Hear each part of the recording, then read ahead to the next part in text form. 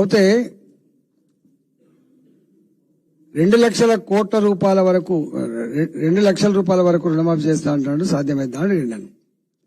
అంటే ఇంపాసిబుల్ అని చెప్పిన.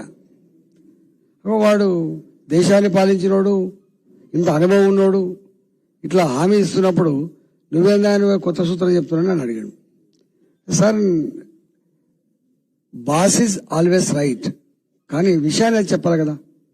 ఆర్థిక మంత్రిగా ఇక్కడ ఏముందో నీకు చెప్పకపోతే నష్టమైంది కదా అని చెప్పి నేను మళ్ళీ ఒకసారి కన్విన్స్ చేసే ప్రయత్నం చేశాను.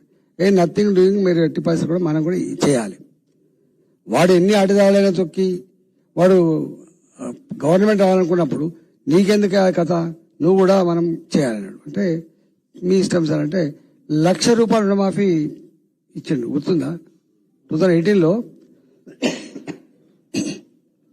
2018 ఎన్నికల ముందు టిఆర్ఎస్ పార్టీ మేనిఫెస్టోలో 1,00,000 రూపాయలు రుణమాఫీ చేస్తా అని చెప్పి పెట్టినాం.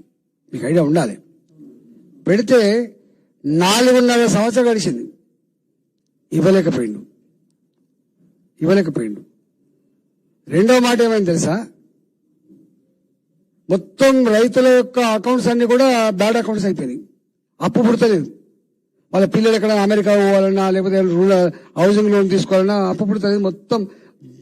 మొత్తం భారతదేశంలో ఎగవేతకు పాల్పడ్డ రైతులు ఎక్కడ ఉన్నారంటే తెలంగాణలో ఉన్నారు. ఇది వచ్చింది.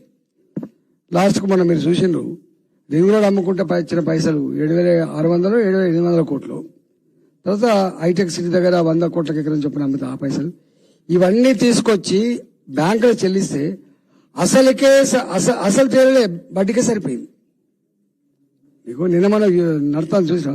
ఎన్నికల ముందే నేను ఒక మాట చెప్పినాను.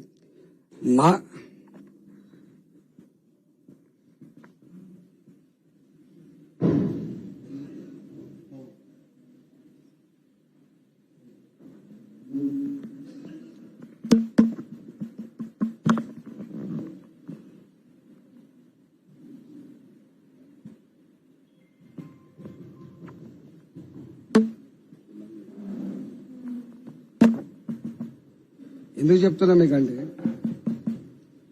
ఏమొస్తుందా అని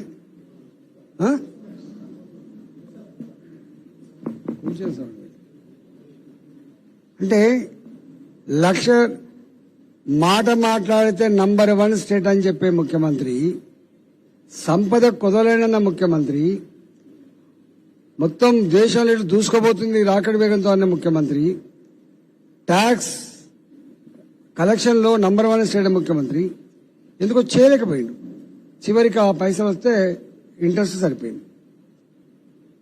ఎందుకు ఈ మాట అంటున్నా అంటే ఉండేది.